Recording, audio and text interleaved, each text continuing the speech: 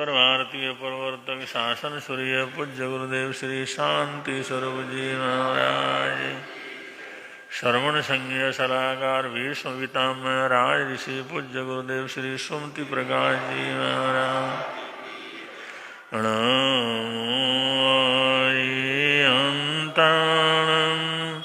नमो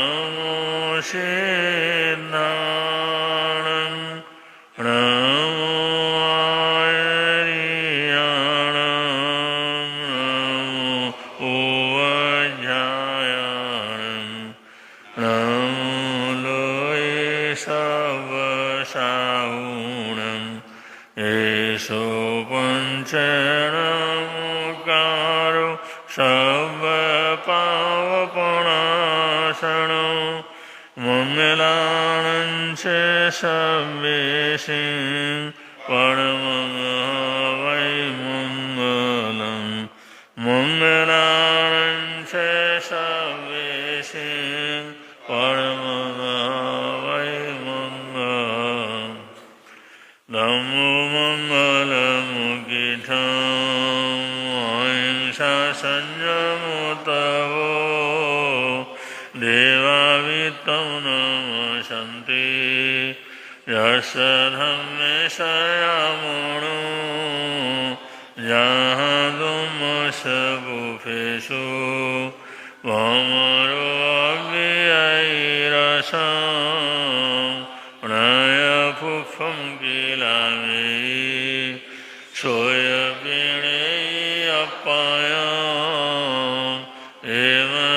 समनमुता जेलोए संति साउणो विहंगमवबुफेषु दानभत्ते शनिरया वयंच वित्तिं लभामो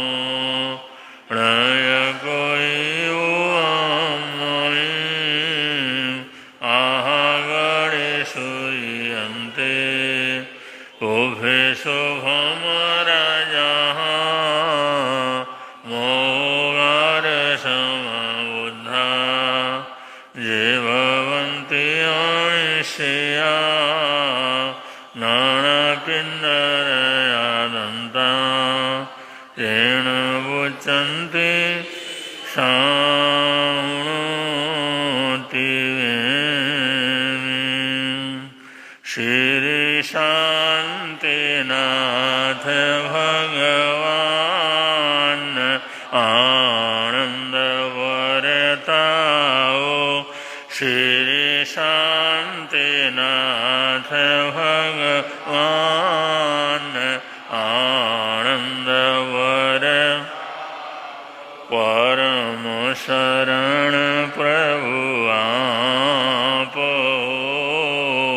परम शरण प्रभु आप हो श्री अचिरानंद महान आनंद वरताओ श्री अचिरानंद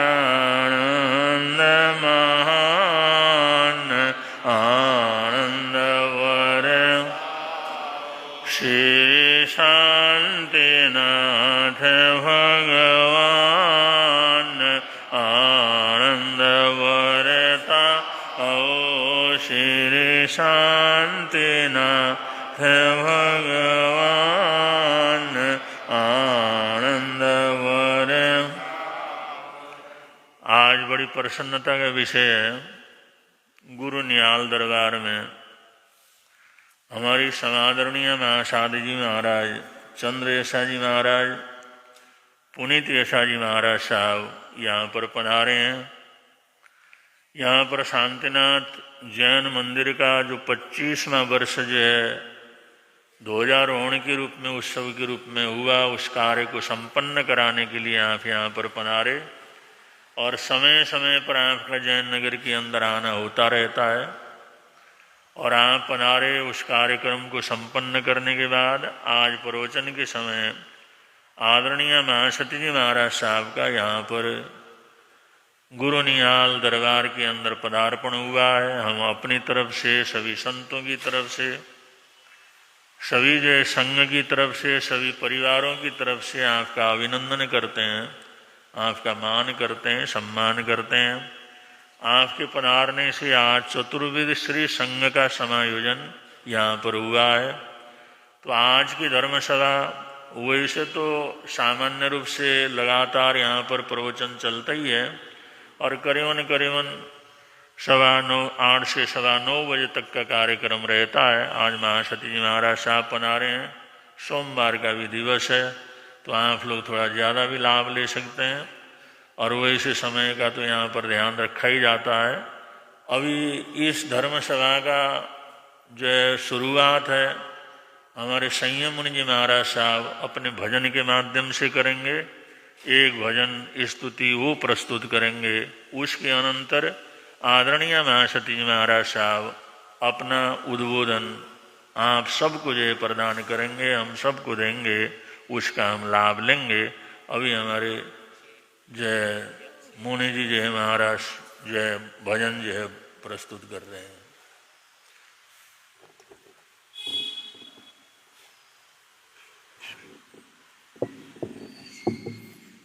बोलिए पंचपन वैष्णव भगवान की। भजन की पंक्तियाँ बहुत सुंदर हैं, आप भी गुनगुनाएंगे तो और आनंद क्या हो जाएगा, द्विगुणित बढ़ जाएगा। दुनिया में धर्म अनेको है, जिन राज धर्म का क्या कहना। दुनिया में धर्म अनेको है, जिन राज धर्म इनके आचरण का क्या कहना। इनके विचार का क्या कहना। इनके आचार का क्या कहना। इनके विचार का क्या कहना। दुनिया में धर्म अनेको है, जिन राज धर्म का क्या। दुनिया में धर्म जिन राज धर्म का क्या। हिंसा न जहाँ छकाया की, नहीं बात जहाँ मोह माया की। हिंसा न जहाँ छकाया की, नहीं बात जहाँ मोह माया की। करुणा का स्तोत्र बहे नित ही, इस दया धर्म का क्या कहना।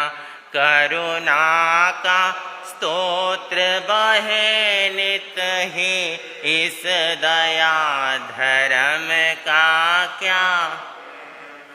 दुनिया में धर्म अनेको है, जिन राज धर्म का।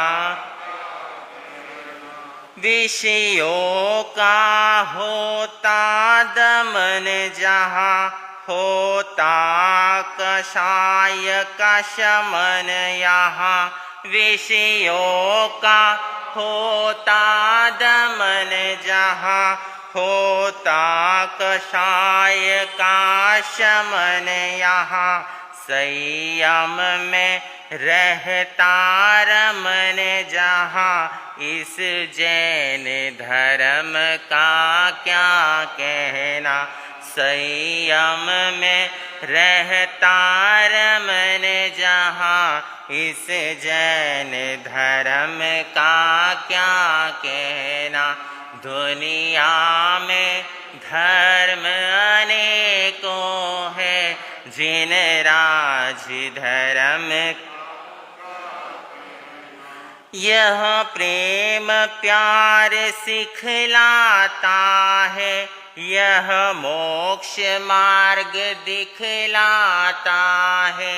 यह प्रेम प्यार सिखलाता है, यह मोक्ष मार्ग यह केवल ज्ञान दिलाता है, इस परम धर्म का क्या कहना। यह केवल ज्ञान दिलाता है, इस परम धर्म का। दुनिया में धर्म अनेक, जिन राज धर्म आते हुए कर्म भी रुक जाते। जो करे धर्म वो सुख पाते, आते हुए कर्म भी रुक जाते। जो करे धर्म वो सुख पाते। चरणों में देव भी झुक जाते, इस क्षमा धर्म का क्या कहना। चरणों में देव भी झुक जाते, इस क्षमा धर्म का क्या कहना। दुनिया में धर्म अनेकों है, जिन राज धर्म का। ये धर्म तिराने वाला है, दुखों से बचाने वाला है। यह धर्म तिराने वाला है, दुखों से बचाने। यह मोक्ष ले जाने वाला वितराग धर्म का क्या कहना। यह मोक्ष ले जाने वाले वितराग धर्म का। दुनिया में धर्म अनेकों है, जिन राज धर्म का क्या। दुनिया में धर्म अनेकों है, जिन राज धर्म। इनके आचार का क्या कहना, इनके विचार का क्या कहना। इनके आचार का क्या कहना, इनके विचार का क्या कहना। दुनिया में धर्म अनेकों है, जिन राज धर्म का क्या कहना। दुनिया में धर्म अनेकों है, जिन राज धर्म का क्या। बोलिए शासनपति शरण भगवान महावीर स्वामी की।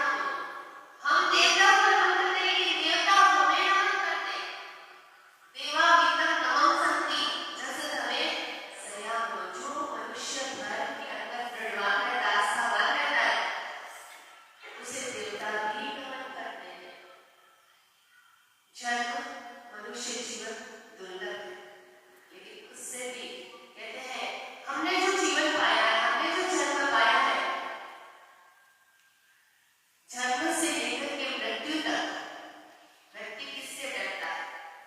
जन्म से लेकर के मृत्यु तक व्यक्ति किससे डरता है? किससे डरता है? मृत्यु से। मृत्यु से डर लगता है, जबकि परमात्मा कहते हैं मृत्यु भयंकर नहीं है। भयंकर क्या है? भयंकर क्या है? पाप भयंकर है। जो पाप से डरता है उसे मृत्यु से घबराने की आवश्यकता नहीं है।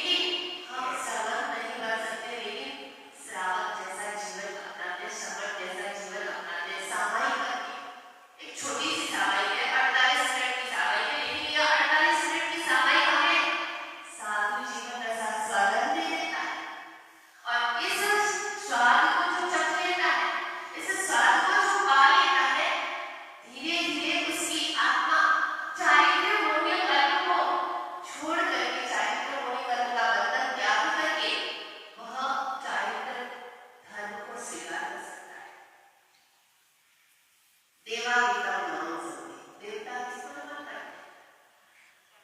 देवता किसको नमन? आप तो सामायिक कर रहे हो, इस सामायिक की संपदा इतनी एकत्रित कर लेते हो। प्रतिदिन जो एक सामायिक करता है 365 सामायिक एक वर्ष में हमारी हो जाती है और धीरे धीरे धीरे धीरे चारित्र की ओर हमारी आत्मा अग्रसर हो जाती है। परमात्मा महाविष्णु जी जिनके पास है उनके ही अनन्य भक्त श्रेणी का राजा परमात्मा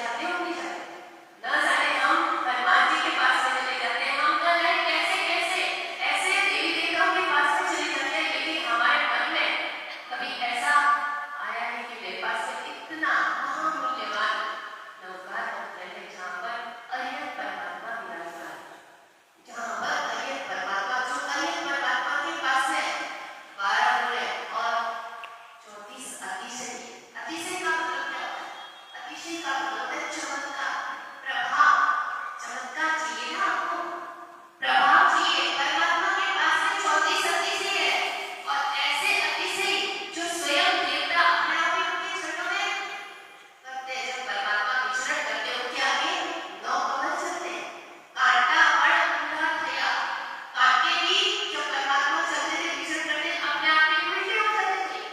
परमात्मा का ऐसा अतिशय हमारे पास में व्यवहार मंत्र है। अय्य परमात्मा की ऐसी कृपा हमारे पास में है कि हम एक नमो अय्यंतार बोलते हैं, सिर्फ एक शब्द भी बोलते हैं तो हमारे कितने ही पाप कर्म का नष्ट हो जाता है, पाप कर्म नष्ट हो जाते हैं। लेकिन सच्ची श्रद्धा से, सच्ची आस्था से ऐसे नमस्कार मंत्र को, और आप लोगों को मैं कहना चाहूंगी कि सैनिक के पास में कुछ भी नहीं था, सामयिक भी नहीं कर सकता, नौकाशी का बहिष्कार भी नहीं कर सकता, वो कुछ भी नहीं कर सकता, लेकिन परमात्मा के प्रति, परमात्मा के प्रति, अपने प्रभु महावीर के प्रति समर्पण का भाव, श्रद्धा का भाव था। जिसके रोम रोम में, जिसके रग रग में, जिसके नस नस में प्रभु वीर बसे हुए थे, और वीर के कारण ही वह आत्मा क्या बनेगी? तीर्थंकर बनेगी। प्रभु वीर जिसके रोम रोम में बसे हुए थे, रग रग में बसे हुए थे, जब उनकी चिता में से, यानी कि अग्नि उनको जब दी गई, उस चिता में से भी क्या आवाज आई थी? वीर वीर की आवाज आई थी। हाड़ मास में, जिसने रोम रोम में, अस्थि मज्जा में प्रभु महावीर को बसाया था, और महावीर के कारण ही वह आत्मा तीर्थंकर बने, जो सामयिक नहीं कर सकते, जो नौकाशी का बहिष्कार नहीं कर सकते, जिसने अपने जीवन में कोई आराधना नहीं, केवल और केवल परमात्मा के प्रति सच्ची आस्था। हमें सिर्फ यही करना है कि हमें सच्ची आस्था किसके प्रति रखनी है? किसके प्रति? अपने धर्म के प्रति, अपने गुरुओं के प्रति, अपने परमात्मा के प्रति। और कहीं पर भी हमारी आस्था नहीं थी, हमारी श्रद्धा, हमारा मत्था, हमारा मस्तक कहीं नहीं झुकेगा, सिर्फ और सिर्फ हमारे परमात्मा के प्रति, हमारे धर्म के प्रति, हमारे गुरुओं के प्रति, और कहीं हमारा मस्तक नहीं झुकेगा, मतलब नहीं झुकेगा। ऐसी सच्ची श्रद्धा जिसके जीवन में होती है वह परमात्मा बन जाते हैं। और सच्ची आस्था, सच्ची श्रद्धा करके सैनिक महाराज की तरह हम भी अपनी आत्मा का कल्याण करेंगे। जिना क्या बोला हूँ, शामिल करें। पापों में खुला नहीं मानव जन्म, मानव जन्म। पापों में खुला नहीं मानव जन्म, मानव जन्म। घड़ियां जो बीती जाए फिर से न आए, सांसों की धागे कहीं टूट न जाए। पापों में खुला नहीं मानव जन्म। ये जन्म मिला है, इसको पाप में नहीं खाना है, धर्म की आराधना, क्योंकि कब आयुष्य समाप्त हो जाए, कब सांसों की यह घड़ियां टूट जाए, इसलिए धर्म की आराधना करते हुए अपनी आत्मा का कल्याण करेंगे, अपने मनुष्य जीवन को सार्थक करेंगे। पुनः मिलेगा, कोई पता नहीं है, 84 लाख जीवाएं हुई, इतनी मुश्किल से हमें ये झोला मिला है, पुनः मिलेगा या नहीं मिलेगा कोई पता नहीं। इसलिए धर्म की आराधना करते हुए इस मनुष्य जीवन को सार्थक करेंगे। बस इतना ही करके अपने वक्त में जीना है। कुछ पूरा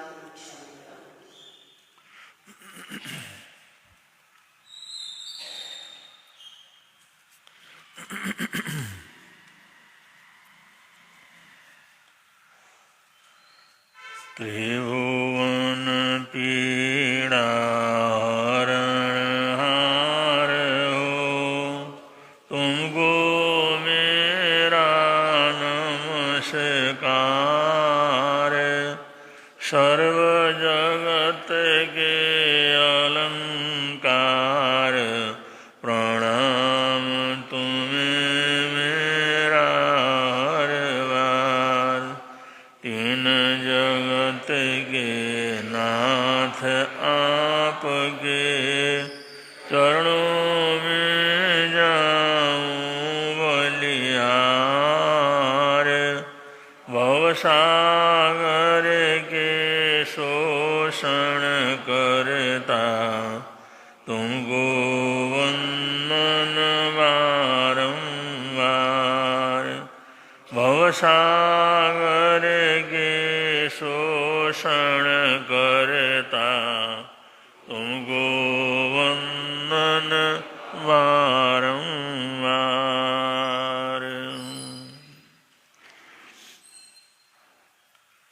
वीतराग वाणी में कहा गया है,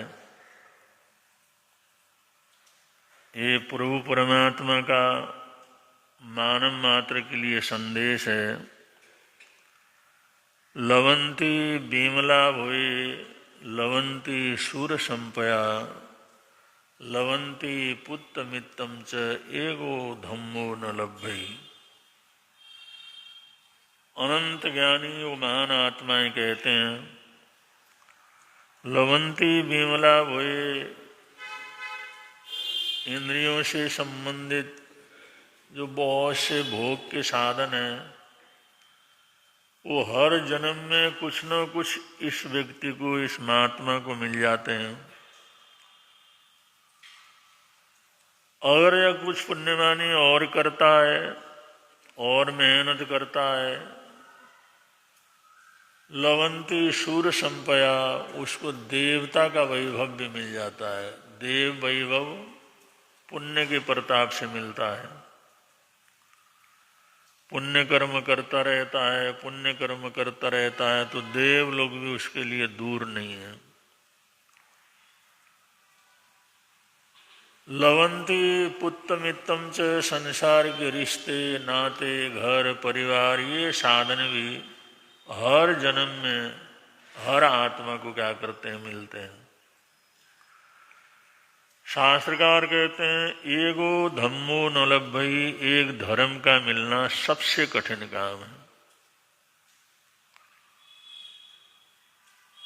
धर्म का मिलना, धर्म का योग, ये जो है जीवन में सबसे कठिन काम है। अभी महासती पुनीत यशाजी महाराज सामने बहुत से विषयों के माध्यम से बहुत सुंदर उद्बोधन शब्द दिया। उन्होंने प्रारंभ में ही उस विषय को लिया जब हमारे आराध्य देव चरम तीर्थंकर श्रवण भगवान महावीर स्वामी का वर्णन आता है। तो ये शास्त्रकार लिखते हैं, ग्रंथों के अंदर आता है, ये प्रभु परमात्मा ने 12.5 वर्ष तक कठोर साधना करने के बाद केवल ज्ञान और केवल दर्शन को प्राप्त किया। जीवन की संपूर्ण परिपूर्णता को प्राप्त किया। देवताओं ने उनके लिए समूह शरण की रचना की और लिखने वाले लिखते हैं, साहित्यकार लिखते हैं, ग्रंथकार लिखते हैं, भगवान महावीर स्वामी का पहला प्रवचन व्यर्थ चला गया। तो ये बड़े सोचने की बात है कि वहां पर सुनने वाले न हो, ऐसा तो नहीं था। देव भी थे, त्रियंश योनि के बहुत से प्राणी भी वहां पर उपस्थित थे, देव भी उपस्थित थे। लेकिन योगानुयोग उस समय कोई मानव उपस्थित नहीं था। और एक मानवी है जो संवर, निर्जरा और मोक्ष की साधना कर सकता है। नवतत्व में जीव अजीव, पुण्य पाप, आश्रव बंध, ये तो सबके साथ चलते रहते हैं। कोई प्राणी ऐसा नहीं है जिसके साथ ये 6 तत्व न लगे हुए हों। ये तो संपूर्ण जगत में जितने भी प्राणी हैं वो सब ये 6 ही तत्वों के अंदर जीते हैं। जीव तत्व, अजीव तत्व, पुण्य पाप, आश्रव और बंध। और धर्म की शुरुआत होती है संवर से। संवर, निर्जरा और मोक्ष, ये 3 जो तत्व हैं ये धर्म तत्व कहलाते हैं।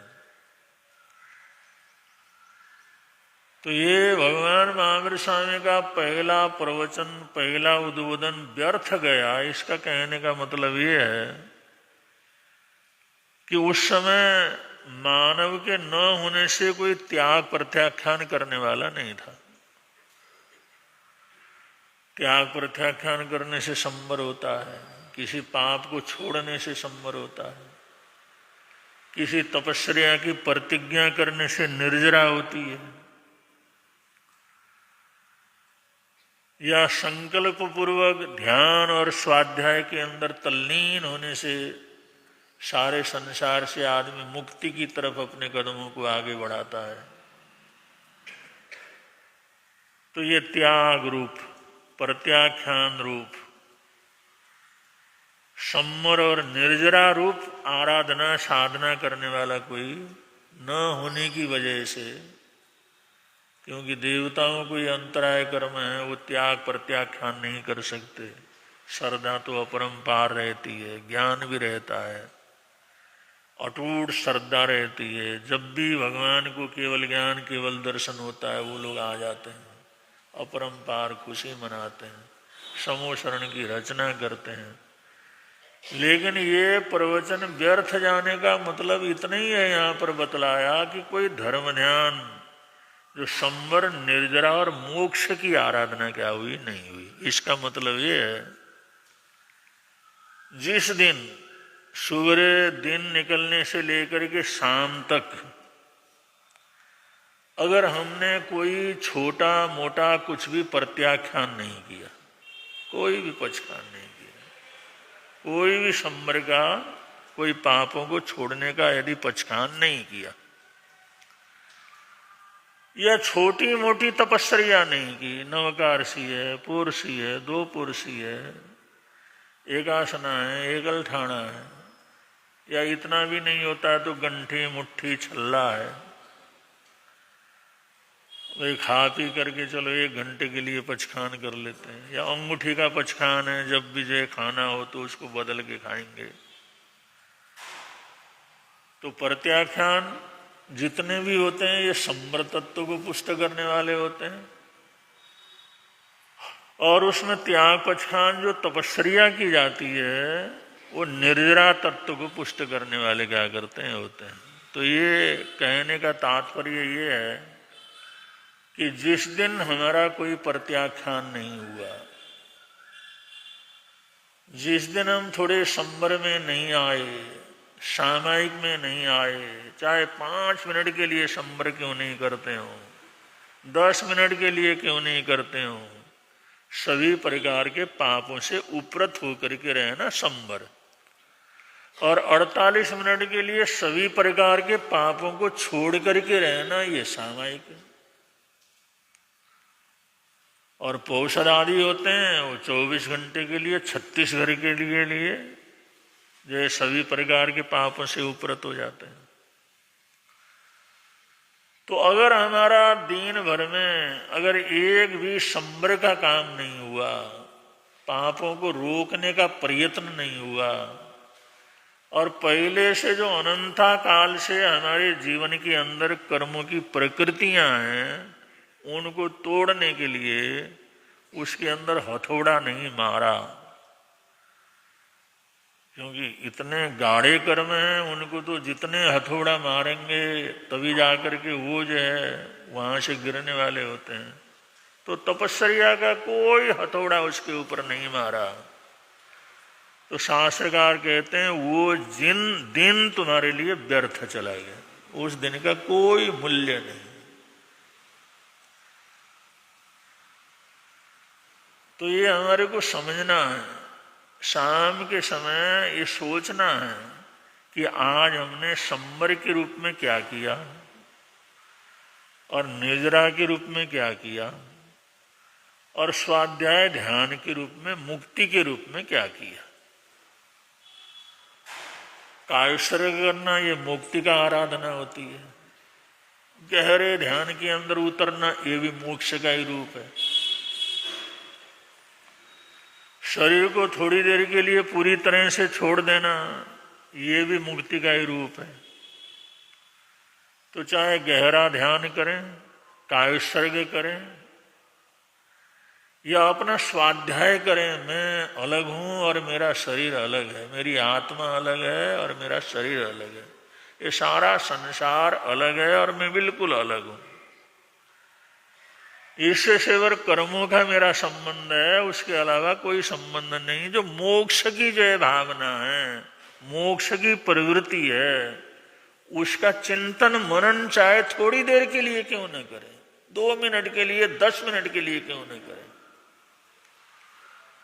अगर हमने दिन भर में अगर कोई संवर का काम नहीं किया, निर्जरा का काम नहीं किया, मोक्ष तत्व का अभ्यास नहीं किया, तो समझ लो वो दिन हमारे लिए व्यर्थ है, वो दिन हमारा बिल्कुल बेकार चला गया, उसका कोई मूल्य हमारे को नहीं मिला। जब धर्म ध्यान का त्याग प्रत्याख्यान न होने की वजह से, निर्जरा की आराधना न होने की वजह से, मोक्ष की आराधना न होने की वजह से तीर्थंकर का प्रवचन व्यर्थ चला जाता है, तो ये कितनी बड़ी बात है। ये हम लोगों के लिए, दुनिया के लोगों के लिए सबसे बड़ा संदेश है कि हम सवेरे सामने ये चिंतन करें, भाई आज देर भर में मैंने संवर, निर्जरा और मोक्ष के रूप में चाहे 1 मिनट लगाया हो, 1 पचखान किया हो, 1 घंटे के लिए किया हो, 24 घंटे के लिए किया हो, कुछ न कुछ किया या नहीं किया। अगर किया तो उस दिन की मूल्यवत्ता हमारी हो गई, कुछ न कुछ मूल्य हमने चुकाया, वो कभी ना कभी हमारे काम आएगा। हमने धर्म का स्पर्श किया, वीतराग धर्म जो हमारे को मिला है, तीर्थंकर प्रभु का शरणा मिला है, तो उसका हमने स्पर्श किया। धर्म का स्पर्श का मतलब संवर करना, निर्जरा करना और मोक्ष का अभ्यास करना। अगर ये नहीं किया तो हमारा वो दिन पूरी तरह से व्यर्थ चला जाता है। इसका चिंतन स्वयं को सोने से पहले जरूर जरूर कर लेना चाहिए कि आज के जीवन में मैंने कुछ न कुछ उसकी कमाई की या नहीं की, या आज का दिन मेरा व्यर्थ ही चला गया। अगर इतना भी अगर विवेक जागृत कर लेते हैं और ये सोचते हैं आज का तो व्यर्थ किया, कल का व्यर्थ जाने नहीं देंगे। सोचने का मतलब यही होता है, आज का दिन तो व्यर्थ चला गया, कल तो नहीं जाने देंगे। कल भी अगर शाम को हमने यही सोचते अरे आज का दिन भी व्यर्थ किया, कल तो जाने नहीं देंगे, अगर यही करेंगे तो धर्म का स्पर्श हम क्या कर सकते हैं, कर सकते हैं। ये छोटी सी बात, छोटी सी समझ, छोटा सा विवेक अगर ये हमारे जीवन के अंदर जागृत हो जाए और इतना सा कुछ करने का अभ्यास हमारे जीवन के अंदर प्रारंभ हो जाए, तो समझ लो हमने अपने जीवन को मूल्यवत्ता क्या करी, प्रदान की। तो जीवन मिला है तो उसको मूल्य देना, उसको महत्व देना, उसको सम्मान देना, ये हम सबका अपना क्या है, कर्तव्य है। अगर हमने संवर, निर्जरा, मोक्ष का जरा सा भी स्पर्श नहीं किया तो हमने अपने जीवन का ही अपमान कर दिया, अपने जीवन के मूल्य नहीं दिया, अपने जीवन को महत्व नहीं दिया, अपने जीवन का सम्मान नहीं किया। जब हम अपने ही जीवन का सम्मान नहीं करते तो दूसरे का क्या सम्मान करेंगे और क्या हमारे जीवन की सार्थकता बढ़ेगी। इसलिए जीवन का सम्मान करना हम क्या करें, सीखें। और जीवन का संवर करने का मतलब धर्म का स्पर्श करना है। धर्म का स्पर्श का मतलब चाहे थोड़ी देर के लिए भी क्यों न हो, एक आधी चीज भी क्यों न हो, संवर, निर्जरा, मोक्ष का क्या करना, अभ्यास करना। अगर इतनी बात याद रखेंगे तो हमारे जीवन के लिए बहुत अच्छी बात रहेगी, अच्छी आदतें आगे बढ़ेंगी। और ये बात याद रखने के लिए अपने बहुएं हैं या बेटियां हैं, छोटे बच्चे हैं, दिन भर में शाम को सुबह कभी भी मौका लगे तो ऐसा जिक्र क्या करना चाहिए। आज गुरुजी ने ऐसी बात कही, आज महासती जी महाराज साहब ने ऐसी बात कही। जो चीज़ बहुत छोटी सी चीज़ें हैं, अगर उनके दिमाग में डालते रहेंगे तो उनका भी भला होगा और साथ साथ में हमारा भी भला क्या कर जाएगा, कम से कम याद तो रहेगा। तो इसलिए इतनी छोटी छोटी बातें अगर याद रखते हैं, याद रख करके उसका जो बताते रहते हैं, तो अपने जीवन को भी सार्थक कर सकते हैं और दूसरों को भी जीवन को मूल्य देने का एक शिक्षा दे सकते हैं। यही सबसे बड़े संस्कार हैं। ऐसे संस्कारों से अब अपने को संस्कारित कर सके तो जीवन की बहुत बड़ी उपलब्धि होती है। इसलिए कहा है मिलता है आनंद प्रभु की वाणी से, मिलता है आनंद प्रभु। मिटती मन की खोट खटाई, मिटती मन की खोट खटाई, निंदा चुगली झूठ बुराई, निंदा चुगली झूठ बुराई, छंटते सारे गंध प्रभु की वाणी से, छंटते सारे गंध प्रभु की वाणी से, मिलता है आनंद प्रभु। प्रवर्तक शांति गुरुवर प्यारे, प्रवर्तक शांति गुरु जीवन नैया के